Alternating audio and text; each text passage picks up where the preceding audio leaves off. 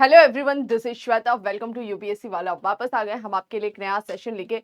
और आज की क्लास में हम डिस्कस करने वाले हैं मॉडर्न हिस्ट्री का नेक्स्ट इंपॉर्टेंट चैप्टर, जहां पर हम जानने वाले हैं कि जब हमारे देश को आज़ादी मिली थी तो आज़ादी के बाद हमें कौन कौन से चैलेंजेस का सामना करना पड़ा था। मतलब इतना इजी नहीं था। जब हमें आज़ादी मिली थी तो सब कुछ अच्छा नहीं था। सब कुछ अच्छा क्या, मैं बोलूँगी कि बस एक यही चीज़ अच्छी थी कि हम इंडिपेंडेंट हो गए। अब हम खुद अपने देश पर रूल करने वाले थे। देश में लोकतांत्रिक गणतांत्रिक व्यवस्था स्थापित होने वाली थी। लेकिन इसके अलावा देश हमें बहुत ही बुरी हालत में मिला था। विभाजन के साथ मिला था, सांप्रदायिक हिंसा के साथ मिला था, आर्थिक रूप से, प्रशासनिक रूप से, हर तरीके से हमारे आगे चुनौतियाँ खड़ी थी। तो ये चैप्टर उसी को थोड़ा-सा आपको बताता है, थोड़ा-सा अ, प्रॉपर वे में समझाने की कोशिश करता है, सिस्टमैटिक तरीके से। ठीक है, तो चलिए आते हैं हम हमारे सेशन पे। लेकिन उसके पहले यहाँ पर आप देख सकते हैं, आप में से जो भी बच्चे इस बार जून में यूपीएससी सिविल सर्विसेज एग्जाम में अपियर हो रहे हैं, अभी तक आपने रिवीजन स्टार्ट कर दिया होगा, मॉक टेस्ट भी आप लोग लगा रहे होंगे। तो हम एक तो मॉक टेस्ट देते ही हैं, जो हम प्रीवियस ईयर क्वेश्चन के थ्रू देते हैं, या फिर टॉपिक वाइज मॉक टेस्ट देते हैं। फुल लेंथ मॉक टेस्ट भी हमारे लिए बहुत जरूरी है। तो यहाँ पर हमारे प्लेटफॉर्म जो है वो आपके लिए जीएस प्लस सीसेट का combined full length mock test लेकर आया है। ये उनकी डेट्स हैं, ऑनलाइन ऑफलाइन दोनों ही मोड में होगा। तो आप अगर इन सेंटर्स के नियर बाय रहते हैं, आप डायरेक्ट जाकर यहाँ पर पेपर दे सकते हैं। अदरवाइज आप ऑनलाइन मोड में भी रजिस्टर करा सकते हैं। डिस्क्रिप्शन बॉक्स में डिटेल से लिंक दिया हुआ है। ठीक है, तो देखिए, टेस्ट लगाने से काफ़ी कुछ आपको हेल्प होगा। अगर मैं एग्जाम के पॉइंट ऑफ व्यू से बोलूँ तो एक तो प्रेशर हैंडल करना, आप उस माइंडसेट में आ जाते हो। दूसरा, खुद कंपटीशन वाली फीलिंग आती है। अगर अभी तक आप बिल्कुल शांत बैठे हैं और आप जाएंगे इन सेंटर्स पर, तब आपको अपने जैसे बहुत बच्चे दिखेंगे जो बहुत डेडिकेशन के साथ एग्जाम दे रहे होते हैं। तो कहीं ना कहीं हमारे अंदर वो मोटिवेशन आता है। हम जो बिल्कुल अपने कंफर्ट जोन में होते हैं, उस कंफर्ट जोन से निकलते हैं। जब हम एक रूम में पड़े रहते हैं तो हमें लगता है कि हम ही अच्छा पढ़ रहे हैं। लेकिन हम जब एग्जाम देते हैं, टेस्ट देते हैं, तो हमें एक्चुअली पता लगता है। तो वो यूपीएससी के पहले ही आपको पता लग जाना चाहिए। बाकी क्वेश्चन पेपर पढ़ना, जो छोटी छोटी मिस्टेक्स होती हैं वो आप हैंडल कर सकते हैं। और सबसे इंपॉर्टेंट चीज, जब आपको क्वेश्चन पेपर मिलेगा, वहां पर जो आपके सामने क्वेश्चन आएंगे 100 क्वेश्चन, तो आप उन क्वेश्चंस को एनालिसिस करेंगे। वो आपके एग्जाम में काफी हेल्पफुल होगा। यानी वो टॉपिक्स आपके प्रिपेयर्ड होने चाहिए अच्छे से। ठीक है, चलिए आगे बढ़ते हैं, स्टार्ट करते हैं। क्या बोल रहे हैं? नवोदित राष्ट्र के समक्ष चुनौतियां, यानी जो हमारा इंडिपेंडेंट इंडिया हमें मिला था 15 अगस्त 1947 को, हमारे आगे कौन कौन से चैलेंजेस थे। तो ये जो चैलेंजेस बताएगा, ये आपको उंगलियों पर याद होना चाहिए। मेंस के पॉइंट ऑफ व्यू से भी, इंटरव्यू के पॉइंट ऑफ व्यू से भी, क्या चैलेंजेस थे और कैसे उसका सामना किया। ठीक है, बहुत डिटेल से कुछ चैलेंजेस के बारे में यहाँ पर नहीं बताया। जब आप पॉलिटी पढ़ते हैं लक्ष्मीकांत, तो उस किताब में काफी डिटेल में बताया है। स्टार्टिंग का जो चैप्टर है, राज्यों का पुनर्गठन, रीऑर्गेनाइजेशन ऑफ स्टेट, तो वहां पर बहुत डिटेल से बता रखा है कि एक बहुत बड़ा चैलेंज था कि भारत जो इतने टुकड़ों में मिला था हमें, क्योंकि भारत और पाकिस्तान को जब आजादी मिली थी, पार्टीशन के साथ मिला था, विभाजन के साथ। और यहाँ पे बहुत सारे हमें रियासतें दिखाई देती है। अगर मैं इंडियन टेरिटरी की बात करूं, जिन रियासतों की सीमा, राजा महाराजाओं की सीमा भारत से लगती थी, तो ऐसी लगभग 552 रियासतें थी। और ब्रिटिश जो एक्ट लेकर आए थे, भारत स्वतंत्रता अधिनियम, उस अधिनियम में ये प्रावधान था कि ये रियासतें चाहे तो स्वतंत्र रह सकती हैं, चाहे तो भारत का हिस्सा बन सकती है, और चाहे तो पाकिस्तान का हिस्सा बन सकती है।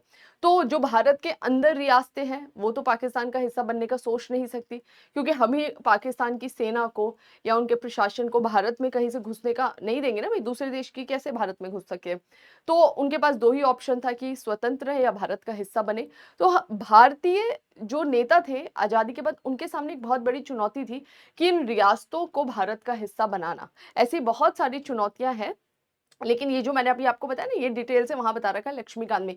यहाँ पे थोड़ा सा ब्रीफ करते हुए चल रहा है, नवोदित राष्ट्र के समक्ष कौन कौन सी चुनौतियां आई थी। तो बोल रहे हैं 14 अगस्त 1947, सॉरी, ओके। तो राइटर यहाँ पर बोलता है 14 अगस्त 1947 की मध्य रात्रि को नेहरू जो है वो भाषण दे रहे हैं, 14 अगस्त की आधी रात में। और भाग्य से गुप्त भेंट नामक ऐतिहासिक भाषण दिया कि अब जो है हमारी एक गुप्त भेंट होने जा रही। गुप्त भेंट का मतलब क्या हो गया कि हमें खुद नहीं पता है कि हमारे आगे कौन कौन से चैलेंजेस आएंगे। जिस इंडिपेंडेंस के लिए हम इतने समय से लड़ रहे थे, फाइनली वो इंडिपेंडेंस तो हमें मिल गया, लेकिन जब हमें इस देश को संभालना होगा, तो इस देश में इस समय में बहुत सारा हमारे देश का शोषण हुआ है। तो वो सारे चैलेंजेस अब हमारे सामने आएंगे, एक गुप्त भेंट होगी हमारे उसके साथ में। तो जब हमें देश पूरा सुपुर्द कर दिया जाएगा तब हमें एक्चुअली उनके बारे में पता लगेगा, जिसमें नेहरू ने बोला कि अब जो हम हमारे देश की सेवा करने वाले हैं, ये सेवा क्या है। हमारे देश की जब हम सेवा करेंगे आज़ादी के बाद, तो उस सेवा में हमें गरीबी दूर करने का अवसर मिलेगा, क्योंकि भारत की आर्थिक स्थिति आप सभी को पता है कितनी दयनीय थी, ब्रिटिश ने हमारा कितना शोषण किया था। तो आर्थिक रूप से हम वापस से भारत को कैसे सशक्त बनाए, तो गरीबी दूर करना, अज्ञानता, मतलब हमारे देश में बहुत सारी कुरीतियां थी, भारतीय समाज सुधारकों ने कोशिश किया था इन कुरीतियों को दूर करना, लेकिन फिर भी सही तरीके से चीजें नहीं इम्प्लीमेंट हो पाई थी। अब इनके सामने ये अवसर था कि जो हमारे देश के लोगों में अज्ञानता है, निरक्षरता है, एक तो होता है निरक्षर, पढ़ाई लिखा नहीं, और एक होता है पढ़ लिख कर भी अज्ञानी। अज्ञानी मतलब क्या होता है? ज्ञानी मतलब कि पढ़ा लिखा तो है लेकिन उसको समाज में समझ नहीं है, उसके अंदर रूढ़िवादिता है या किसी एक संकीर्ण मानसिकता से वो ग्रस्त है। तो उस अज्ञानता को दूर करना ही भारत की सेवा है। अवसर की असमानता को मिटाना, जो लोगों के सामने अवसर है वो असमान है ना। कोई एक व्यक्ति है ऐसा है जिसको पढ़ने का अवसर नहीं मिल पा रहा है, जिसको एक दो टाइम की रोटी नहीं मिल पा रही है, सर छुपाने के लिए घर नहीं मिल पा रहा है, और कुछ ऐसे व्यक्ति हैं जो कि गांव के मालिक बनकर बैठे हुए हैं, यानी कई गांव के जमींदार हैं, और वो भी ये नहीं है कि भाई उनकी खुद की अर्निंग है। ब्रिटिश ने एक व्यवस्था स्थापित की और उसके तहत जमींदारों को जमीन का अचानक से मालिकाना हक दे दिया। तो ये जो अवसर की असमानता है, इक्वालिटी सबको नहीं मिली है, जो अपॉर्चुनिटी में इनइक्वालिटी है, इसको दूर करना। तो नेहरू जी इस समय बोल रहे हैं भाषण में कि अब हम अपने भाग्य से गुप्त भेंट करने जा रहे हैं, जहां पर हम भारत की सेवा करेंगे, और इस सेवा में गरीबी, अवसर की असमानता और अज्ञानता को दूर करना ही हमारे देश की सेवा होगी। ठीक है। 15 अगस्त 1947 का दिन आया। ये दास्ता के औपनिवेशिक शासन के अंत का प्रतीक, मतलब हमें आजादी मिल गई। अब यहाँ पर कुछ बच्चे बोलेंगे कि मैडम लाइन टू लाइन, क्योंकि ये ही जब मैं आपको पढ़ा के चलूंगी, ये जब किताब में पढ़ोगे ना, तो हम इसको क्लियर नहीं कर पाते, हमें लगता है क्या है, ये तोड़कर पढ़ना बहुत जरूरी होता है। तो मैं यही कोशिश करती हूँ कि लाइन टू लाइन चीजें आपको बताने की कोशिश करूँ। 15 अगस्त 1947 को हम जो इतने वर्षों से, लगभग 200 साल ब्रिटिश ने हम पर रूल किया, उस दास्ता के औपनिवेशिक शासन का अंत होता है, और उस अंत के प्रतीक के रूप में भारत को क्या मिल जाती है? आजादी मिल जाती है, हमें स्वतंत्रता मिलती है 15 अगस्त 1947 को। और आजादी कैसे मिली थी? विभाजन के साथ, यानी कि ये वाला जो भारत का हिस्सा था इसे बोला गया पाकिस्तान, ये वाला जो हिस्सा था इसे बोला गया पूर्वी पाकिस्तान। तो पूर्वी पाकिस्तान, पश्चिमी पाकिस्तान, ये दो हिस्से भारत से अलग हो गए। ये पूरा हमारा देश था। देश से लगती हुई सीमाएं या फिर देश के अंदर 552 रियासतें भी हमें मिली थी। साथ के साथ वो रियासतों को हमें अपने में मिलाना था या जो भी करना था, वो एक बहुत बड़ा चैलेंज था उस समय। ठीक है। और भारत पाकिस्तान को जो आजादी मिली थी ना, वो कैसे मिली थी? भारत एक स्वतंत्र और संप्रभु राष्ट्र के रूप में आजाद हुआ था। स्वतंत्र का मतलब है अब हम आजाद हैं, हम खुद हमारे देश में रूल करेंगे। संप्रभु का क्या मतलब होता है? सोवरेन, एक ऐसा राष्ट्र जो अपने आंतरिक और बाह्य निर्णय लेने के लिए स्वतंत्र हो। यानी हम पूरी तरह से इंडिपेंडेंट थे कि हम अपने देश में क्या करना चाह रहे हैं या किसी और देश के साथ कैसे संबंध रखना चाह रहे हैं, वो पूरी तरह से हमारी इच्छा पर निर्भर था। हम सोवरेन कंट्री के रूप में सामने आते हैं। इतना समझ में आया? एक चीज और यहाँ पर आपको ध्यान रखना है कि भारत स्वतंत्र तो हुआ, लेकिन भारत किस रूप में स्वतंत्र हुआ था? स्वतंत्र डोमिनियन के रूप में हमें आजादी मिली थी। डोमिनियन का मतलब है, क्योंकि हमें हमारा जो देश है वो ब्रिटिश ने सुपुर्द तो कर दिया, लेकिन सारी चीजें उनके हाथ में थी। जब कोई चीज आपको सौंपी जाएगी, फॉर एग्जाम्पल घर में शादी हुई और एक लड़की जाती है बहू बन के, तो वहां उनकी सास जो है उनको घर में जो भी लॉकर है या जो भी चाबियां वगैरह वो सौंपती है, लेकिन सौंपते हुए ऐसा तो नहीं है कि बोल देंगे कि कल से मुझसे कुछ मत पूछो, जो तुमको करना अपने हिसाब से करो। नहीं, क्योंकि वो इस इतने लंबे समय तक वहां घर का मैनेजमेंट कर रही थी, प्रबंधन कर रही थी, तो उनको सौंपते हुए चीजों को बताना होगा, समझाना होगा कि भैया दूध वाला कितने बजे आता है, राशन कितना आता है, क्या है हिसाब किताब। धीरे धीरे सौंपा जाएगा। सौंप तो एक बार दे देंगे, लेकिन धीरे धीरे जानकारी दी जाएगी। तो बस ऐसा ही था कि हमें स्वतंत्र डोमिनियन के रूप में आज़ादी मिली, यानी कि हम जब तक चाहें ब्रिटिश सरकार में जो प्रशासनिक रूप से व्यक्ति काम कर रहे थे, जैसे बेटन की ही बात कर लो, वो गवर्नर जनरल बनते हैं पहले आज़ाद भारत के, तो उसका हम सेवा ले सकते थे कि भाई अभी हमें आपका थोड़ा-सा सपोर्ट चाहिए, क्योंकि आप हमें जो प्रशासन सौंप रहे हैं उसके बारे में हमें ये जानकारी चाहिए। लेकिन ये स्वतंत्र डोमिनियन था, तो जब चाहे तब हम उन्हें मना कर सकते थे कि भई अब आपकी हमें सेवा की ज़रूरत नहीं है, हमें सारी चीज़ें समझ में आ चुकी हैं। क्लियर हो गया? ठीक है? तो ये इस स्थिति में भारत को आज़ादी मिली थी। अब यहाँ पर आ जाते हैं, नेहरू ने प्रधानमंत्री, देखो ये फैक्चुअल डेटा मैं लेकर नहीं आई हूँ, किताब में आपको मिल जाएगा कि जैसे हमें आज़ादी मिलती है 15 अगस्त 1947 को, जो भारत के पहले गवर्नर जनरल, जो भारत का वॉइसरॉय बना हुआ था ना, माउंटबेटन, जिसने ये आज़ादी की योजना पेश की थी, यही माउंटबेटन बन जाता है आज़ाद भारत का पहला गवर्नर जनरल। हालांकि ये भी यही बोला गया था कि आज़ाद भारत, आज़ाद पाकिस्तान दोनों का ही गवर्नर जनरल माउंटबेटन बनेगा, लेकिन नहीं, पाकिस्तान के कौन बनते हैं? जिन्ना, और भारत के बनते हैं माउंटबेटन। तो माउंटबेटन जो भारत का वॉइसरॉय था, अब नाम बदल दिया जाएगा, क्योंकि वॉइसरॉय की जवाबदेहिता किसके प्रति थी? महारानी के प्रति थी। और अब तो भारत आजाद हो रहा है ना, तो वॉइसरॉय पद का ही कोई औचित्य नहीं रह गया। तो माउंटबेटन बनेगा भारत का गवर्नर जनरल, आजाद भारत का पहला गवर्नर जनरल। और ये गवर्नर जनरल शपथ दिलाते हैं किसको? पंडित जवाहरलाल नेहरू को as a first prime minister of India. तो जो पहले प्रधानमंत्री थे वो इस प्रकार से नियुक्त किए गए थे, अपॉइंटमेंट हुई थी। इनका इलेक्शन से कोई लेना देना नहीं, वैसे भी प्रधानमंत्री चुनाव से नहीं बनते हैं।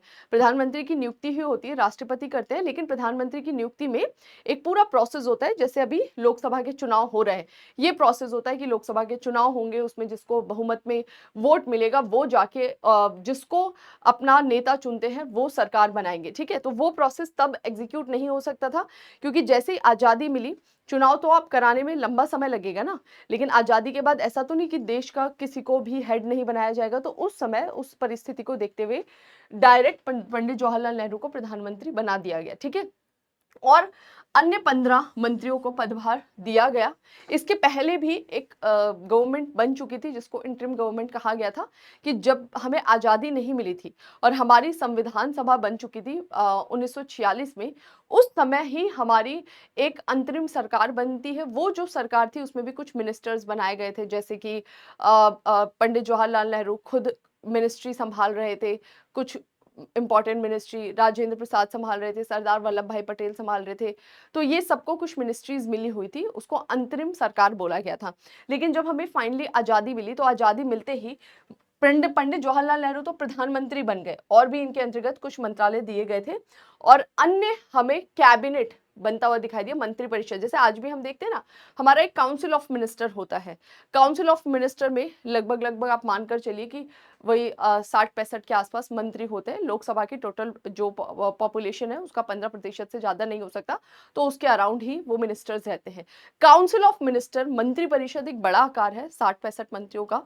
उसमें से जो कुछ इंपॉर्टेंट मिनिस्ट्रीज के मिनिस्टर होते हैं, फॉर एग्जाम्पल जैसे आपका हो गया फाइनेंस मिनिस्टर हो गए, ठीक है, और डिफेंस मिनिस्टर हो गए, होम मिनिस्टर हो गए। तो कुछ महत्वपूर्ण मंत्रालय के जो मंत्री होते हैं ना, उनसे मिलकर बनता है कैबिनेट मिनिस्ट्री। ठीक है? और उसमें कुछ 4-5 मुख्यमंत्री होते हैं जो प्रधानमंत्री के साथ क्विक डिसीजन लेने में रोल प्ले करते हैं। तो यहाँ पर यही था कि आजादी के बाद प्रधानमंत्री नियुक्ति किया गया पंडित जवाहरलाल नेहरू को, और इनकी सहायता के लिए 15 मंत्रियों का एक कैबिनेट भी बनाया गया। वो सारे मंत्रियों की लंबी सी सूची दी गई है, मुझे नहीं लगा कि वो मैं यहाँ लाके आपको सूची बताऊं। आप बुक में देख लीजिएगा, और वो आपको दोनों जगह मिल जाएगा, लक्ष्मीकांत में भी मिल जाएगा चैप्टर नंबर 2 में, और इस किताब में भी मिल जाएगा स्पेक्ट्रम में। ठीक है? चलो आगे बढ़ जाते हैं। अब ये तो हमें आजादी मिल गई, आजादी के बाद हमारे प्रधानमंत्री बन गए, राष्ट्रपति अभी हमारे नहीं बनेंगे। ठीक है?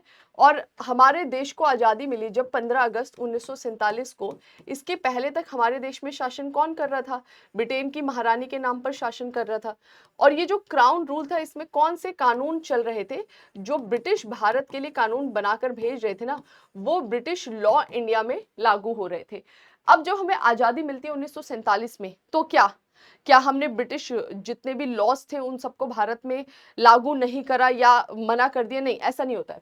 15 अगस्त 1947 को जब हमको एक्चुअली में आजादी मिलती है, इस समय पर हमारे पास अपना संविधान नहीं बना था। हालांकि हमारी कॉन्स्टिट्यूएंट असेंबली का गठन हो चुका था, संविधान सभा नवंबर 1946 में संविधान सभा बन गई थी और वो कॉन्स्टिट्यूएंट असेंबली काम कर रही थी इस समय, लेकिन हमको नहीं पता था कि वो कब तक काम करेगी और कब जाके हमारा संविधान बनाकर देगी। फाइनली हमारा संविधान बन जाता है कब? 26 नवंबर 1949 को। लेकिन इस समय तो हमारे पास संविधान नहीं था। तो यहाँ पर क्या था, ये जो हमारी मिनिस्ट्री बनती है, ये मिनिस्ट्री जो भारत में पहले से कानून लागू थे, उन्हीं कानूनों में कुछ फेरबदल करके उनको लागू कर रही थी। और ये जो संविधान सभा संविधान बनाने का काम कर रही थी, इसी संविधान सभा को भारत में लेजिस्लेचर के रूप में भी नियुक्त किया गया, यानी कि इसको विधायिका के रूप में नियुक्त किया गया कि देखो, हफ्ते के कुछ दिन तो तुम देश के लिए संविधान बनाओगे और हफ्ते के कुछ दिन तुम विधायिका के रूप में काम करोगे। यानी कुछ हमें अभी कानूनों की जरूरत है, जब तक संविधान नहीं बनता, ऐसा नहीं है हम इन कानूनों को नहीं बनाए, इसको रोकना हमारे देश के विकास में बाधा डाल सकता है, तो तब तक के लिए तुम थोड़ा सा तात्कालिक रूप से कानून बनाने का काम करोगे। तो आई होप आप चीजों को कनेक्ट कर पा रहे होंगे। अब आ जाते हैं कि इनके सामने चुनौतियां क्या क्या थी। यहाँ तो हमारी कैबिनेट बन गई और यही संविधान सभा हमारी विधायिका के रूप में भी काम करेगी। तो हमारे पास कैबिनेट भी था, हमारे पास प्रधानमंत्री भी था, हमारे पास हमारी विधायिका भी थी, लेकिन ना तो हमारा प्रॉपर पार्लियामेंट था क्योंकि इलेक्शन नहीं हुआ था, ना हमारे राष्ट्रपति थे क्योंकि अभी संविधान बना नहीं था। ठीक है, अब ये यहाँ की केवल बात कर रहा है, इस वाले सिनेरियो की बात कर रहा है कि इस समय क्या स्थिति थी भारत की। तो स्वतंत्रता पश्चात कौन सी समस्याएं हमें देखने को मिलती है। देखो, समस्याएं भी ना कुछ अलग अलग प्रकार की होती है। जैसे अगर आप खुद से कनेक्ट करो तो आपके जीवन में भी बहुत सारी समस्याएं चल रही होंगी। कुछ समस्याएं होंगी तात्कालिक रूप से कि अरे गैस खत्म हो गया, अरे पानी नहीं आ रहा है, ये थोड़ा सा पास की समस्या होता है जिसका पास से समाधान हो जाता है। कुछ ऐसी समस्याएं होती हैं जिसको बोलते हैं मध्यावधिक, यानी कि थोड़ा सा लंबे समय में उसका क्या मिलेगा, समाधान मिलेगा, मतलब वो समय लगने वाला है कि भाई ये शॉर्ट टर्म में नहीं, अभी प्रॉब्लम है लेकिन इस प्रॉब्लम का सॉल्यूशन हम आज से करेंगे तब भी इसको सॉल्व होते होते लंबा समय लग जाएगा। और कुछ होती है दीर्घावधिक, यानी कि वो एक बहुत लॉन्ग टर्म प्रोसेस होता है, बहुत ज्यादा समय लेता है, 50 साल 100 साल, या फिर आप उसको बोल सकते हैं कि समय पर भी नहीं छोड़ सकते। ये चीज धीरे धीरे खुद विकसित होती है, मतलब इसका कोई टाइम भी नहीं बोल सकते आप, 50 साल 100 साल, ये इसका विकास बहुत धीरे स्लो प्रोसेस से होता है। ठीक है, तो यहाँ पर राइटर ने ना किताब में बहुत सुंदर तरीके से प्रेजेंट किया है कि इंडिया के सामने बहुत सारे चैलेंजेस थे और उन चैलेंजेस में हमें ये उन चैलेंजेस को हम इन 3 पार्ट्स में डिवाइड कर सकते हैं टाइम के बेसिस पे। पहला बोला इसने कौन सा, तो पहला इसने यहाँ पे बात किया है तात्कालिक, दूसरा मध्यावधिक और तीसरा है दीर्घावधिक। ठीक है,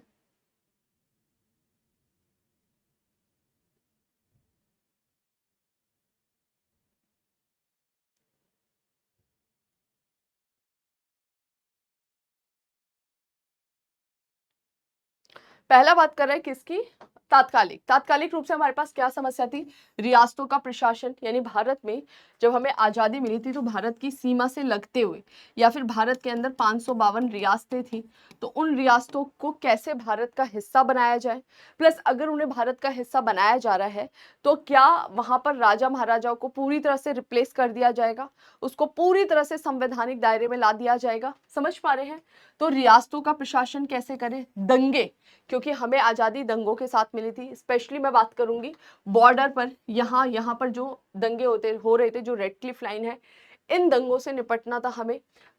तीसरा जो तात्कालिक रूप से हमें समस्या लग रही थी, शरणार्थी, क्योंकि भारत पाकिस्तान का विभाजन हुआ था तो कई सारे ऐसे लोग थे जो पाकिस्तान से भारत आ रहे थे और कई सारे ऐसे लोग थे जो भारत से पाकिस्तान भी जा रहे थे, तो ये लगातार आवाजाही बनी हुई थी। अब जो पाकिस्तान वाले क्षेत्र से भारत में आ रहे थे, ऐसे लोग अपना घर उठाकर तो नहीं ला सकते, अपनी जमीन उठा के नहीं ला सकते, क्या ला सकते हैं, ज्यादा से ज्यादा जो भी उनके पास मूवेबल होगा प्रॉपर्टी, जैसे ज्वेलरी हो गया, कुछ कैश हो गया, यही लेकर आ सकते हैं। अब भारत आकर वो कहाँ रहेंगे, उनके पास कोई घर नहीं था। तो ऐसे शरणार्थियों के लिए जो लाखों की संख्या में थे, करोड़ों की संख्या में थे। तो ऐसे शरणार्थियों के लिए भारत में व्यवस्था करना, उनको रोकने की जगह बनाना, उनके खाने की व्यवस्था करना, अपने आप में सोचिए बहुत बड़ा चैलेंज था। ट्रेन के ट्रेन भरकर लोग आ रहे थे और उन लोगों को वापस से उनका जो जीवन था, जो पहले एक सेटल जीवन चल रहा था, वापस से उसी जीवन में ले जाना। देखो, सरकार क्या कर सकती है? घर दे सकती है, सरकार भोजन दे सकती है, लेकिन वो लोग अपना जमीन छोड़कर आए थे। एक मानसिक रूप से भी उनको भारत में स्थापित करना बहुत बड़ा टास्क था। समझ में आ रहा है? तो ये हमारे पास में शॉर्ट टर्म चैलेंजेस थे। युद्ध टालने की चुनौती की, क्योंकि पाकिस्तान कुछ ऐसी एक्टिविटी कर रहा था जिससे वॉर जैसी सिचुएशन हो रही थी, तो कहीं भारत पाकिस्तान का युद्ध ना हो जाए, है ना? मुसलमानों की रक्षा करना, क्योंकि भारत पाकिस्तान की आज़ादी सांप्रदायिक दंगों पर ही निर्धारित हुई थी। तो ये जो सांप्रदायिक दंगे थे ये लगातार चल रहे थे। हालांकि आज़ादी के बाद थोड़ी इसकी संख्या में कमी आई थी, लेकिन फिर भी जिस मांग को लेकर ये दंगे चालू हुए थे वो मांग तो दे दिया गया, पाकिस्तान तो बन गया, लेकिन जिन लोगों के घर खत्म हो गए हैं, जैसे किसी मुस्लिम ने हिंदू परिवार के 2 लोगों को मारा, या किसी हिंदू ने मुस्लिम परिवार के 4 लोगों को मारा, तो जो बचे हुए लोग थे ना, मतलब ह्यूमन नेचर है कि फिर जिसका परिवार ही खत्म हो गया उसके लिए क्या है, फिर वो तो उसको टारगेट करेगा ना। अब वो उसको नहीं फर्क पड़ता है कि किसने मारा, उसको ये कि इस धर्म ने मारा ना, क्योंकि धार्मिक रूप से लोग एक दूसरे को पकड़ पकड़ के मार रहे थे। तो जो मुस्लिम भारत में आ रहे थे उनकी रक्षा भी सुनिश्चित करना अपने आप में इनके लिए बहुत बड़ा चैलेंज था, शॉर्ट टर्म चैलेंज था। साम्यवादी विद्रोह, देखो ये चीज हमें देखने को मिलती है। हमारे कुछ प्रीवियस लेक्चर्स हुए अभी रिसेंटली, उसमें मैंने आपको बताया था कि किस तरह से भारत में साम्यवादी विद्रोह पनप रहा था इस मूवमेंट पर, ठीक है। तो वो जो साम्यवादी विद्रोह था वो इस समय आजादी के समय बहुत तेजी से पनप रहा था। क्यों? क्योंकि उनका कहना था कि देश को तो आजादी मिल गई, लेकिन आज भी हमारे देश में जो श्रमिक वर्ग है ना, जो मजदूर वर्ग है, उसको आजादी नहीं मिली है। उनका आज भी वही काम होगा, शोषण होगा। जैसे ब्रिटिश भारत का शोषण कर रहे थे, वैसे कुछ भारतीय जो है वो भारत में श्रमिक वर्ग का शोषण करे। तो इनके लिए आजादी का क्या मायना है? क्या आजादी से इनकी स्थिति पे कोई प्रभाव पड़ा? तो वो जो साम्यवादी नेता थे ना, वो उन लोगों की आजादी के लिए, आजादी मतलब बेसिकली उनको इक्वल स्टेटस दिया जाए श्रमिक वर्ग को, उसको लेकर विद्रोह कर रहे थे। तो ये कुछ ऐसे चैलेंजेस थे जो कि छोटे समय के लिए थे, लेकिन बहुत महत्वपूर्ण थे कि इसका हमको तुरंत ही समाधान ढूंढना होगा। लॉन्ग टर्म थोड़े से जो चैलेंजेस थे, मध्यावधिक संविधान तैयार करना, तो उस पर काम चल रहा था, जो पता था कि 2 साल 3 साल में पूरा होगा, ठीक है। लोकतांत्रिक राजनीतिक व्यवस्था स्थापित करना, यानी कि हमारे देश को आजादी मिल गई और हमने निर्धारित किया था कि हम हमारे देश में लोकतंत्र और गणतंत्र स्थापित करेंगे। लोकतंत्र का मतलब है ऐसा देश जिस देश का शासन वहां के लोग चलाए।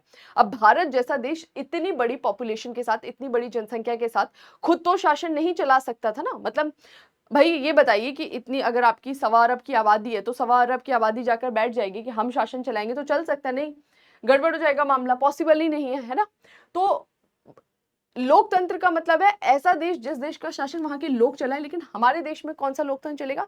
प्रतिनिधि लोकतंत्र, यानी कि कई लाख लोगों का रिप्रेजेंटेटिव कोई एक व्यक्ति बने, फिर कोई एक व्यक्ति बने, वो व्यक्ति उन लोगों का विचार लेकर आ रहा हो, उन लोगों की सोच लेकर आ रहा हो, और ऐसे अलग अलग क्षेत्रों से प्रतिनिधि आए, आकर बैठे और बैठकर कानून बनाए, बैठकर देश को चलाएं। तो वो लोकतांत्रिक व्यवस्था स्थापित करने के लिए चुनाव होना था, और चुनाव के लिए पूरी एक प्रोसेस होना था कि किस तरह से इलेक्शन होना चाहिए, क्या मानदंड होना चाहिए, कोई एक कमीशन जो कि इस पे प्रॉपर काम करे, इसकी पारदर्शिता को सुनिश्चित करे, इसकी जिम्मेदारी को सुनिश्चित करे। तो ये इनके लिए थोड़ा सा ऐसा चैलेंज था जिसको 2 साल 1 साल समय लगकर धीरे से सॉल्व करना था। अब दीर्घावधिक, क्योंकि देश हमें टुकड़ों में मिला था, तो राष्ट्रीय एकीकरण, हमारे देश में जो एकीकरण है ना वो लाना बहुत जरूरी था। 552 तो हमें रियासतें मिली थी, ऊपर से देश में जो क्षेत्रीय भेदभाव था, दक्षिण वाले अपने आप को अलग समझ रहे हैं, उत्तर पूरब वाले अलग समझ रहे हैं, उत्तरी क्षेत्र वाले अलग समझ रहे हैं, आप समझ रहे हैं। तो ये जो देश था ना वो बहुत बटा हुआ था, इनको एक करना बहुत बड़ा चैलेंज था। वो भी देखो, एक करना तब चैलेंज नहीं होता है ना जब आपके जैसे ही दिखने, जैसे फॉर एग्जांपल एक पार्टी में है और सब लोग एक ही स्टेटस के हैं, या तो बहुत रिच है या बहुत पुअर है ना, एक जैसे कपड़े पहने हुए, स्टाइलिश, एक जैसे उनके खान पान का तरीका है, तो कहीं ना कहीं उनके अंदर ना वो मेल जोल दिखाई देगा। और एक ऐसी पार्टी में जाइए जो जहाँ पे अलग अलग तबके के लोग आए हैं। कोई बहुत गरीब है, कोई उससे ज़्यादा अमीर है, कोई उससे ज़्यादा, कोई सबसे ज़्यादा। तो सबसे ज़्यादा वाला गरीब से बात नहीं करेगा, गरीब उस अमीर के साथ कंफर्टेबल नहीं है, ये बिचौलिया जो है ये नीचे वाले से कंफर्टेबल नहीं है। तो क्या होता है ना कि जहाँ पर बहुत ज़्यादा विविधता पाई जाती है, वहाँ पर यूनिटी स्टैब्लिश करना थोड़ा-सा टफ हो जाता है। और भारत जैसे देश में जहाँ पर इतनी विविधता है, हर कुछ किलोमीटर पे आपको नया रंग, रूप, बोली, भाषा, संस्कृति दिखाई देती है। तो हमारे लिए बहुत बड़ा चैलेंज था कि देश को एक करना, और ये हमारे लिए बहुत ज़रूरी था। अगर देश का एकीकरण नहीं होगा, तो पूरा देश का एकीकरण करना, एक रूप में उसको नहीं लाया जाएगा, तो कहीं न कहीं देश आगे टूटने की संभावना रहता है, वो करना। दूसरा, आर्थिक विकास करना। इकोनॉमिकली हमारा क्या स्टेटस था? हमारी इकॉनमी पूरी तरह से एग्रीकल्चर बेस्ड थी, 80 टू 90%, और ये भी जो कृषि आधारित हमारी अर्थव्यवस्था थी, इसमें कृषि बहुत चौपट थी। ना तो उसकी सिंचाई की व्यवस्था थी, ना उर्वरक की व्यवस्था थी, और ज़मीनों का भी आपने हाल देख रखा था, क्या हाल किया गया था। राजस्व व्यवस्था पूरी तरह से चौपट था। तो ये आर्थिक रूप से देश का विकास करना, कि क्या हमारा विकास कैसे हो सकता है और उसके लिए हम कौन-सी प्लानिंग कर सकते हैं। जैसे 5 ईयर प्लान लाया गया था, आर्थिक नियोजन का क्या तरीका हो। हमको कृषि अर्थव्यवस्था पर ध्यान देना चाहिए, कितना हमको औद्योगिक रूप से ध्यान देना चाहिए, और कितना हमें जो हमारा सर्विस सेक्टर है उस पर ध्यान देना चाहिए। तो बेसिकली हमारी प्लानिंग क्या हो आगे की, क्योंकि प्लानिंग के हिसाब से एग्जीक्यूशन होगा, उसी हिसाब से बजट पास किया जाएगा, उसी हिसाब से पॉलिसीज बनाई जाएंगी। तो वो हमारे लिए एक बहुत ही बड़ा लॉन्ग टर्म चैलेंज था। और निर्धनता, निर्धनता तो आज भी हमारे देश में है। तो निर्धनता एक ऐसी चीज है जो आपको हर देश में मिलती है, बस डिपेंड करता है कि वो निर्धनता किस स्तर की है। किसी देश में निर्धनता ऐसी हो सकता है कि लोगों को खाना मिल रहा है और घर मिल रहा है, लेकिन उनकी स्थिति उस तरह की नहीं है, मतलब कि बहुत सेटल टाइप का नहीं है। कुछ देश में ऐसी निर्धनता हो सकती है जहाँ पर लोग भूखे मर रहे हैं। तो भारत में हर प्रकार की निर्धनता आपको देखने को मिल जाती है, एक्सट्रीम से एक्सट्रीम भी, और आज भी ये स्थिति देखने को मिलती है। तो बेसिकली 3 टाइप के चैलेंजेस हमारे सामने थे, जिसको इस चैप्टर में डिफाइन किया गया है। पहला राइटर यहाँ पर बोलता है किसकी बात? स्वतंत्रता अधिनियम द्वारा तीन मुख्य समस्या के समाधान हेतु प्रक्रिया। जो एक्ट लाया गया था उसमें क्या बोला गया? इसमें बोला गया कि देखो, सबसे पहले तो हम क्या करते हैं, दो राज्यों के बीच सीमा का सीमांकन, कि जो भारत पाकिस्तान है ना, इनके बीच में हम क्या करते हैं, सीमाओं का बंटवारा करते हैं। क्योंकि भाई भारत पाकिस्तान का विभाजन हो रहा है ना, तो सबसे बड़ा चैलेंज क्या है कि विभाजन में लाइन कहाँ से ड्रॉ हो। आपने बोल दिया ये हिस्सा पाकिस्तान, ये भारत और ये पाकिस्तान, लेकिन वो जब लाइन ड्रॉ करने जाओगे तो आपके सामने बहुत बड़े चैलेंजेस होंगे ना। कोई घर पड़ रहा है, कोई नदी पड़ रहा है, कोई तालाब पड़ रहा है, तो बहुत सारी ऐसी चीजें हमें यहाँ पर दिखाई देती हैं। तो वो अपने आप में एक बहुत बड़ा चैलेंज होता है कि उसका सामना हमें यहाँ पर कैसे करना है।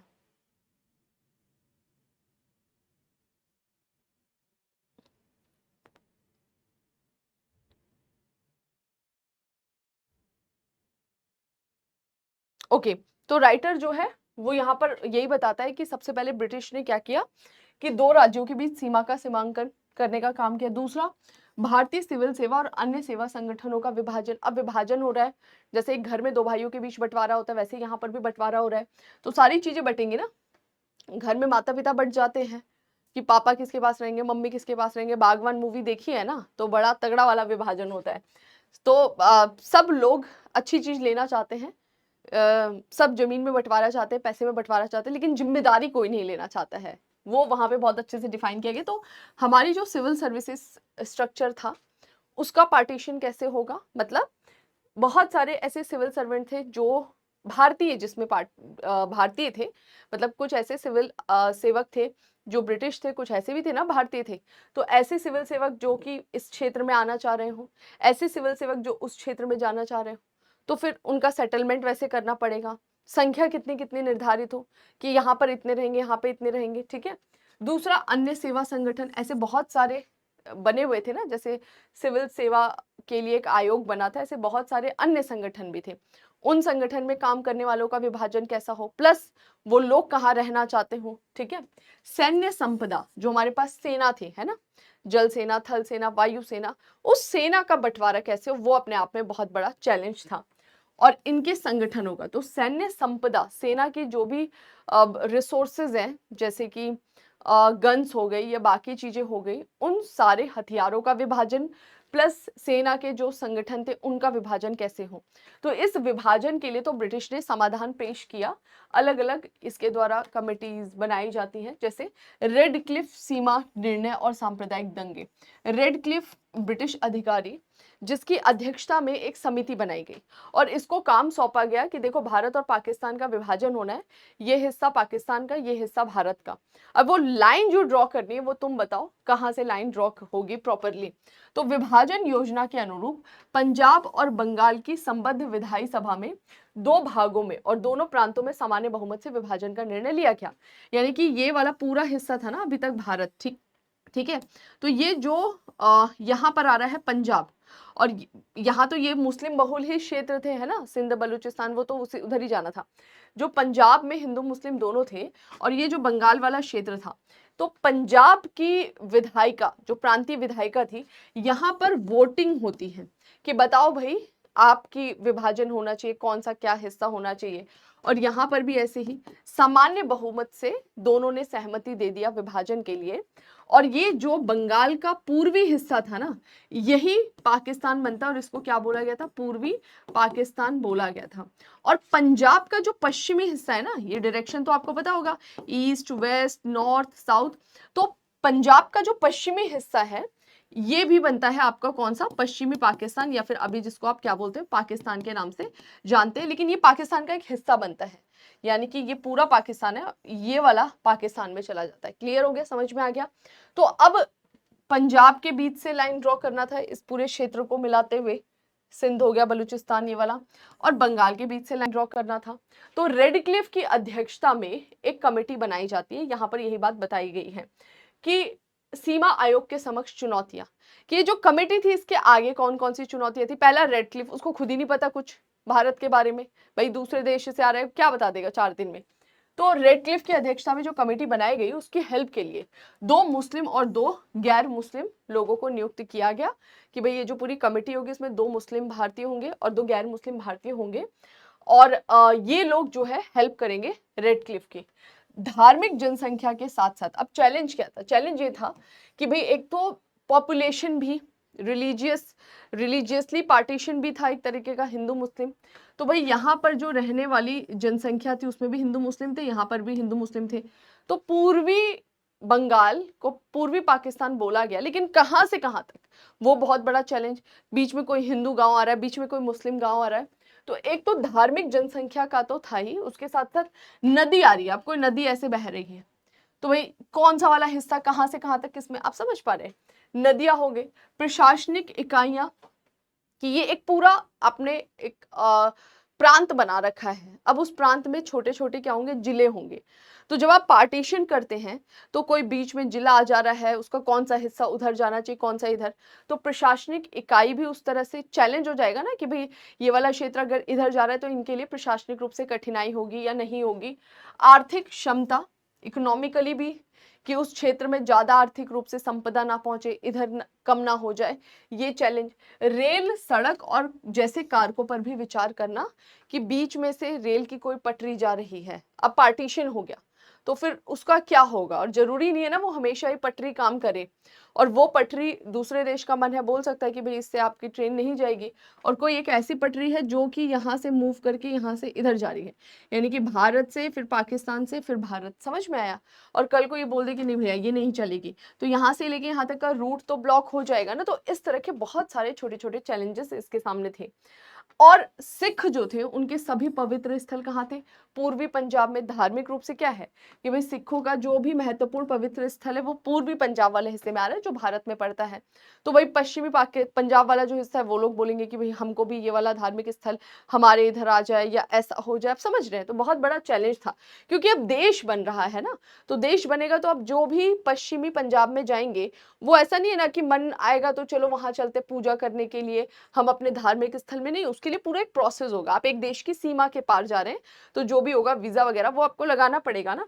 1941 की दोषपूर्ण जनगणना प्लस इसमें पॉपुलेशन जो हमारा था, पॉपुलेशन का पूरा जो डेटा था वो भी प्रॉपर नहीं था। उस समय की जनगणना बहुत दोषपूर्ण की गई थी 1941 की, जिससे यहाँ पे बहुत ज़्यादा चैलेंजेस सामने आ रहे थे कि डेटा में कुछ और लिखा और एक्चुअल में कुछ और चीज़ें हैं सामने।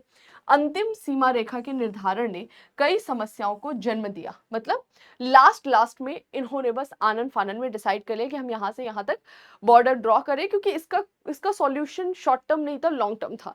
वो भी ऐसे व्यक्ति के हाथ में था जो व्यक्ति उस क्षेत्र को समझे, उस क्षेत्र के लोगों को समझे, भावनाओं को समझे, आर्थिक प्रशासनिक व्यवस्था को समझे, जो रेड क्लिफ के बस का तो खैर नहीं होने वाला था। 12 अगस्त 1947 को जो इसकी रिपोर्ट थी सीमा को लेकर, उसको पढ़ा गया और बेटन ने ब्रिटिश सरकार को सांप्रदायिक हिंसा के उत्तरदायित्व से बचाने के लिए, क्योंकि देखो भारत में लगातार हिंसा हो रही थी, मान लो बेटन जो है वो बोले कि ये जो रिपोर्ट है इसके हिसाब से जो भी बातें की गई है इसमें और सुधार करने की जरूरत है, तो रेड क्लिफ और ज्यादा सुधार करके नया प्लान पेश करता। लेकिन जितना समय लगता, देश में लगातार दंगे हो रहे थे, वो दंगे रुक ही नहीं रहे थे। तो वो जो लगातार दंगे हो रहे थे उसकी रिस्पॉन्सिबिलिटी किस पर जा रही थी? ब्रिटिश पे जा रही थी। ह्यूमन राइट कमीशन बन चुके थे वैश्विक स्तर पर, है ना। तो वो सारे जो लोग थे ना, वो देख रहे थे कि ब्रिटेन भारत में क्या कर रहा है, और जितनी ज्यादा देश में हत्याएं होती इस जनसंहार में, नरसंहार में, इसमें क्या होता, ब्रिटिश की रिस्पॉन्सिबिलिटी बढ़ जाती ना कि भैया तुम गलत कर रहे हो, यहाँ पे अकाउंटेबिलिटी उसी की रहती। तो बस बेटन ने ब्रिटिश सरकार को सांप्रदायिक दंगे की जिम्मेदारी से बचाने के लिए बोला, हाँ सही है, बिल्कुल बढ़िया मामला है। 15 अगस्त 1947 को जो रेड क्लिफ की रिपोर्ट थी उसको सार्वजनिक कर दिया और हमारे बीच सीमा निर्धारित कर दी, और वहीं से हमारे देश को आजादी मिल गई। सांप्रदायिक दंगों से अत्यधिक प्रभावित क्षेत्र, अब बोल रहा है कि हमारे सामने एक चैलेंज था, सांप्रदायिक दंगे हो रहे थे देश में, उस चैलेंज में क्या क्या चीजें हमें देखने को मिलती है और उसका सॉल्यूशन कैसे किया गया। तो देखो चैलेंज जो है वो ज्यादा कहाँ होगा, ये दंगे कहाँ होंगे, ज्यादा बॉर्डर पर। तो ये वाला जो बॉर्डर था, ये वाला बॉर्डर था, यहाँ पे बहुत ज्यादा दंगे हो रहे थे। लेकिन जहां पर भी कुछ लीडर्स बैठे हुए थे, स्पेशली कुछ सिटीज में, जैसे अगर मैं बात करूं बॉम्बे है, कलकत्ता है, दिल्ली, कुछ महत्वपूर्ण शहर हो गए ना, पंजाब वाला रीजन है, ये महत्वपूर्ण क्षेत्र हो गए। तो कुछ ऐसे महत्वपूर्ण क्षेत्र थे जहां पर दंगे बड़े लेवल पर हुए, लेकिन जहां पर कोई नेता बैठा हुआ है जिस क्षेत्र में, तो वो लोगों को कहीं ना कहीं कन्विंस कर ले रहा था और दंगे वहां पर थोड़े से कंपेरेटिवली कम हो रहे थे। तो उसके बारे में बताया है, सांप्रदायिक दंगों की शुरुआत में ही लेकिन विभाजन बाद स्थिति भयावह हो गई। सांप्रदायिक दंगे जो है वो हमें शुरुआत में ही दिखाई देते हैं जब ये पार्टीशन के आसपास का समय चल रहा था। आपको पता है 1946 से ही दंगे चालू हो गए थे।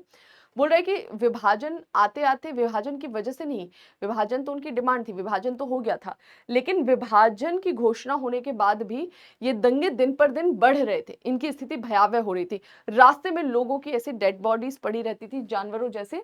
रेड क्लिफ रेखा के समीप सबसे ज्यादा हिंसा हुई थी, जहां पर लोग ऐसी स्थिति में पहुंच गए थे, ऐसे मानसिक स्थिति में पहुंच गए थे कि धर्म के आधार पे ना केवल एक दूसरे को मार रहे थे, बल्कि धर्म के आधार पे औरतों के साथ बलात्कार तक कर दिया जा रहा था, अपहरण किया जा रहा था, बच्चियों के साथ किया जा रहा था, क्योंकि वो एक ऐसा स्टेट आ गया था ना कि मानव जो है वो पूरी तरह से दानव में कन्वर्ट हो चुका था। ठीक है, पंजाब में सबसे ज्यादा हमें हिंसा दिखाई देती है, लगभग 1.8 लाख, लगभग 2 लाख के आसपास आप देखो कि लोग जो है वो इसमें मारे जाते हैं। अब 2 लाख इमेजिन करो, अब 2 लाख कितनी बड़ी पॉपुलेशन, 2 लाख अगर लोग मारे जा रहे हैं, और ये वो डेटा है जो आपको दिखाई दे रहा है।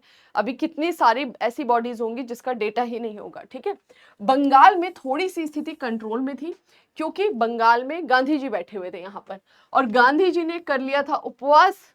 और गांधी जी जब उपवास करते तो कहीं ना कहीं लोग उनके तो हिंदू मुस्लिम दोनों ही मानते थे ना, तो कहीं ना कहीं बंगाल में स्थिति फिर भी कंट्रोल में थी।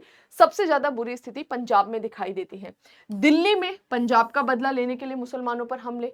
अब भाई यहाँ पर जो स्थिति बुरी हुई वो यहाँ पर भी दिखाई दे रही है दिल्ली में, क्या कि जो हिंदू या सिख है वो मुसलमानों पर हमले कर रहे हैं, ये स्थिति दिख रही है। बिहार में मुस्लिमों की हत्या बड़े लेवल पर की गई। तो ये धार्मिक रूप से हमें कुछ जगह पर दंगे दिखाई देते हैं। संयुक्त प्रांत के गढ़मुक्तेश्वर में 1946 में हजारों मुस्लिम को हिंदू तीर्थयात्री के द्वारा मार दिया गया। लेकिन विभाजन के बाद थोड़ी सी स्थिति में सुधार आया, क्योंकि विभाजन होने के बाद लोग एक गांव से दूसरे गांव मतलब लगातार जाने लग गए थे, मतलब क्षेत्र बदल रहे थे ना, कि मुस्लिम जो है वो भाग कर जा रहे हैं पाकिस्तान में, हिंदू जो है वो भाग कर आ रहे हैं भारत में। लेकिन कुछ फिर भी बने रहे, कुछ हिंदू परिवार आज भी हमें पाकिस्तान में दिखाई देते हैं। और भारत तो धर्म आधारित बन ही नहीं रहा था, तो भारत में तो सब धर्म ऐसा था, हिंदू मुस्लिम सिख ईसाई सभी रहेंगे। ठीक है, चलो, तो ये समझ में आ गई उस समय की कैसे स्थिति थी सांप्रदायिक रूप से। संसाधनों के विभाजन को लेकर क्या चुनौतियां थी, और इसी बीच महात्मा गांधी की हत्या हो जाती है। तो वो एक बहुत बड़ा चैलेंज हमें दिखाई देता है, क्योंकि जो बापू जो अभी तक बोल रहे थे उस हिसाब से कहीं ना कहीं चीजें बैलेंस हो जा रही थी। अब कौन लीड करेगा, है ना। सिविल सरकार का विभाजन, सबसे पहले सिविल सर्विसेज का कैसे पार्टीशन हुआ।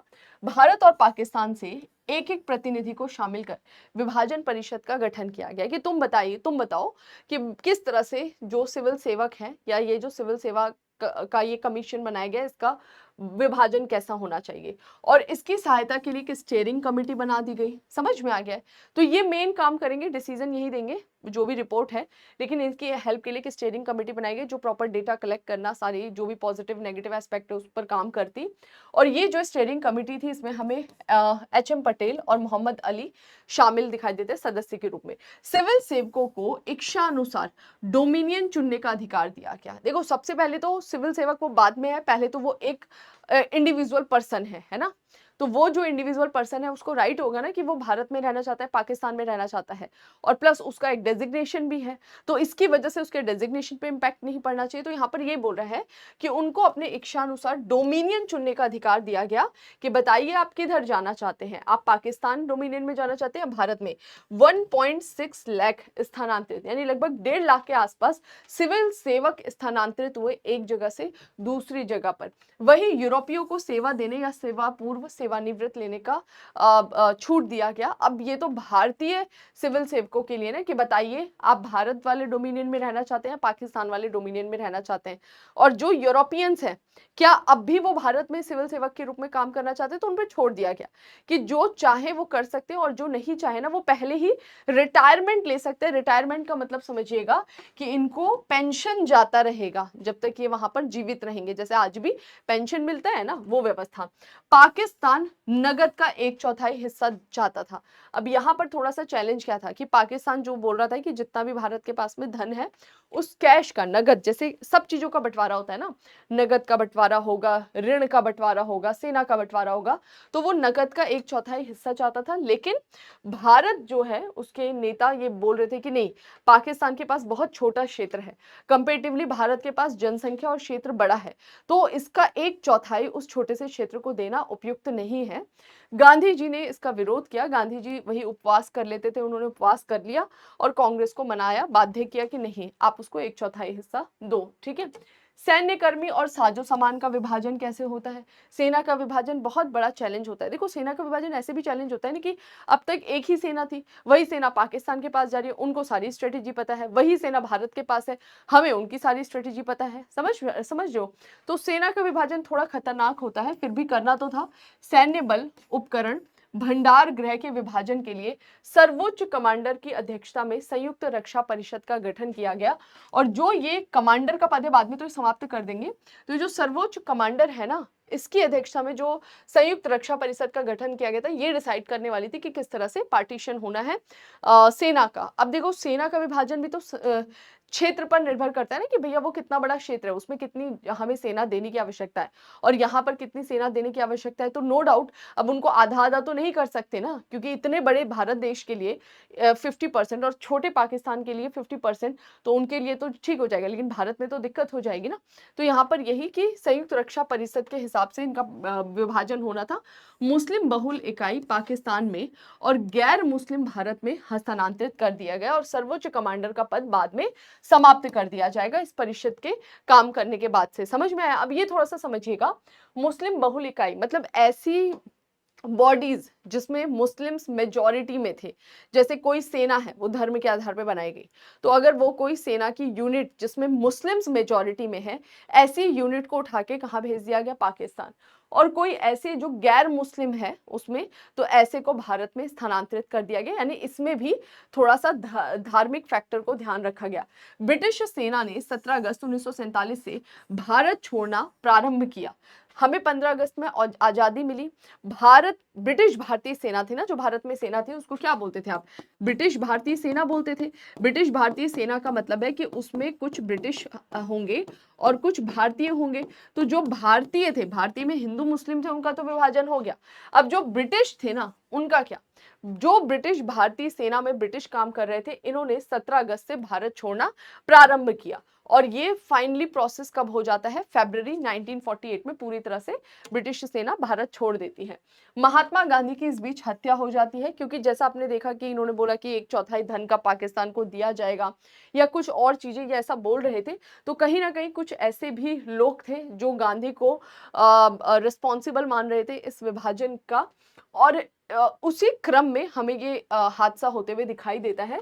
30 जनवरी 1948 को बिरला भवन नई दिल्ली में नाथूराम गोडसे ने गांधी की हत्या कर दी। अभी वो सही था, नहीं था, क्या प्रोसेस था, हमको उस विवाद में नहीं घुसना है, क्योंकि हम यहाँ पर एग्जाम दे रहे हैं, डिबेट तो हम कर नहीं रहे हैं। हाँ, अपना आप एक पॉजिटिव नेगेटिव दोनों जो साइड है वो क्लियर रखिएगा, इसलिए क्योंकि कहीं आपसे पूछा जा रहा है तो आपके पास में पॉजिटिव नेगेटिव, क्योंकि आप सिविल्स के स्टूडेंट, आपको बैलेंस करना आना है, आपको एक तरफ बिल्कुल नहीं झुकना है, ठीक है। तो यहाँ पर यही है कि महात्मा गांधी की हत्या हो जाती है। नेहरू ने, जो पंडित जवाहरलाल नेहरू हैं, वो इस घटना के बाद से, क्योंकि वो देश के प्रधानमंत्री हैं, तो देश की तरफ से वही रिप्रेजेंट करेंगे ना चीजों को, उन्होंने ऑल इंडिया रेडियो पे कहा कि हमारे जीवन से प्रकाश चला गया है। अब फरवरी 1948 को सरदार पटेल ने आरएसएस को प्रतिबंधित कर दिया, क्योंकि थोड़ी सी चीजें उस समय कट्टर जो है, कट्टरता दिखाई दे रही थी धार्मिक रूप से। कुछ चीजें ऐसी घटना घट गई जो ये गांधी जी की हत्या वाला था। तो सरदार पटेल ने आरएसएस को पूरी तरह से बैन कर दिया, जो कहीं ना कहीं हिंदू धर्म को रिप्रेजेंट करते हैं, उसकी रक्षा के लिए काम करते हैं। और आगे चल के 1949 में आरएसएस द्वारा पटेल की सभी शर्तें, क्योंकि इन्होंने कुछ कंडीशंस रखी थी कि अगर आप ये सारी कंडीशंस मानते हुए अपनी रिलीजियस एक्टिविटी चलाते हैं तो हम आपको, आप पर से बैन हटा देंगे। तो जब पटेल ने उन सारी चीजों को मान लिया, तब जाके बैन जो है वो हटा दिया गया, ठीक है।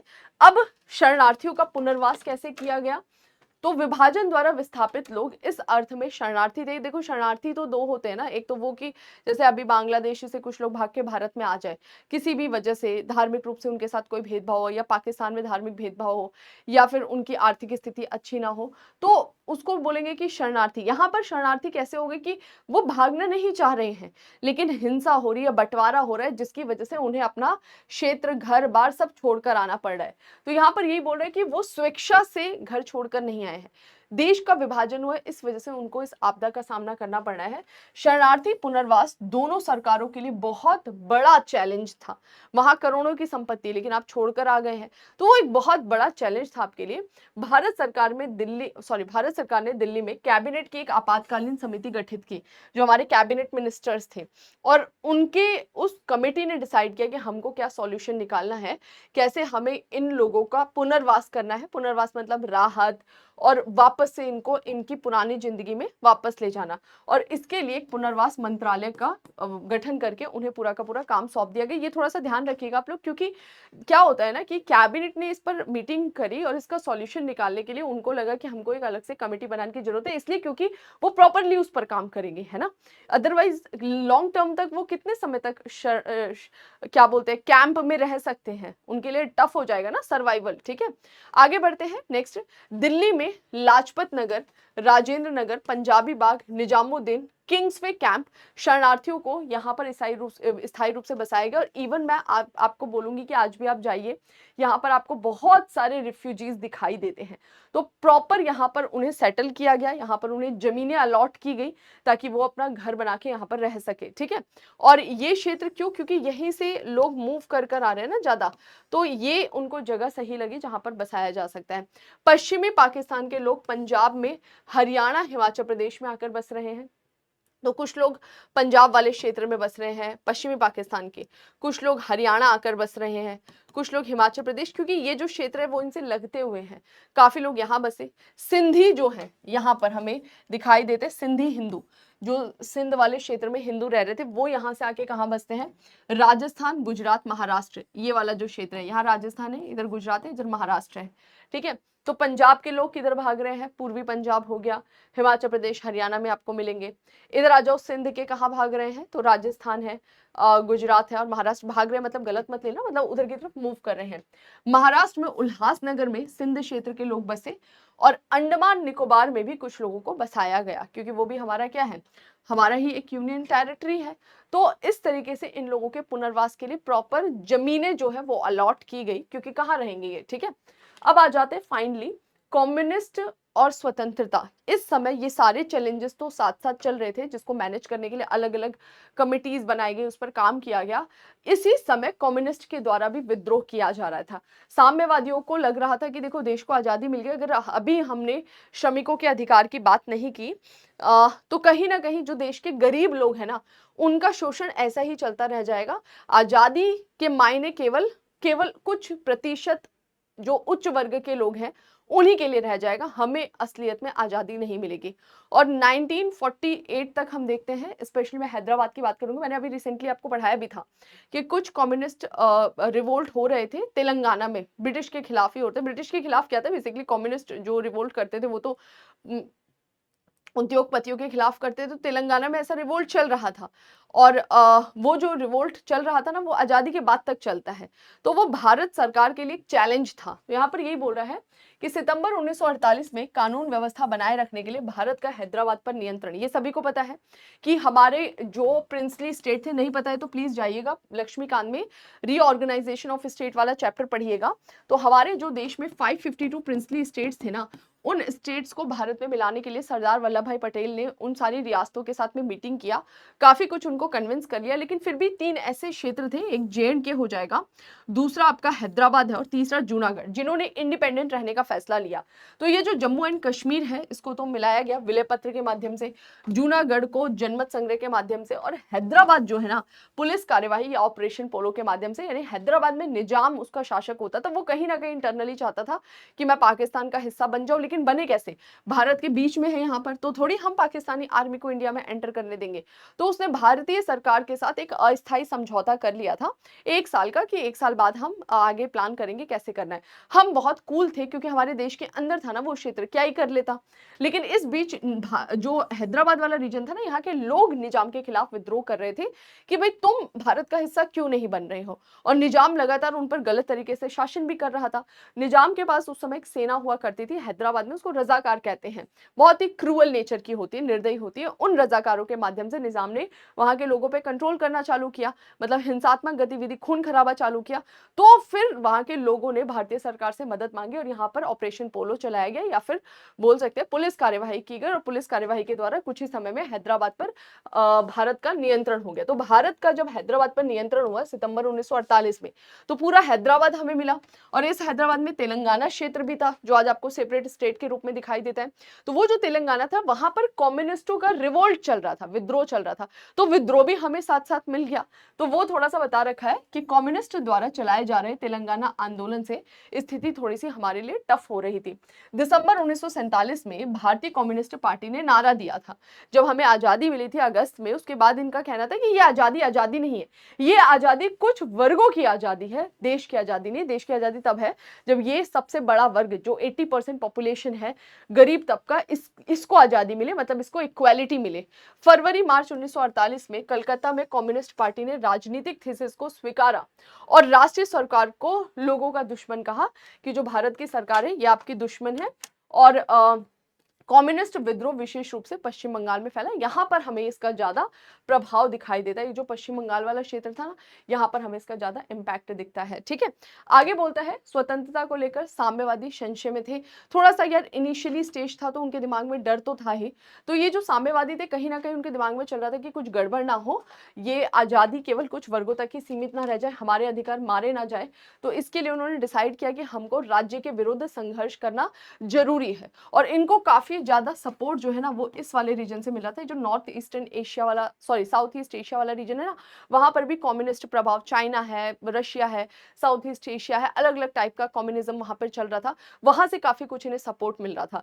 तो वो जो भावना इनके अंदर आ रही थी, उसने कहीं न कहीं इन साम्यवादियों में राज्य के विरुद्ध संघर्ष की भावना को प्रिपेयर्ड किया। हर तरीके से सपोर्ट वहाँ से मिला इनको, मानसिक तौर पर भी, पैसे भी, फंडिंग भी अच्छा खासा वहाँ से मिलता था।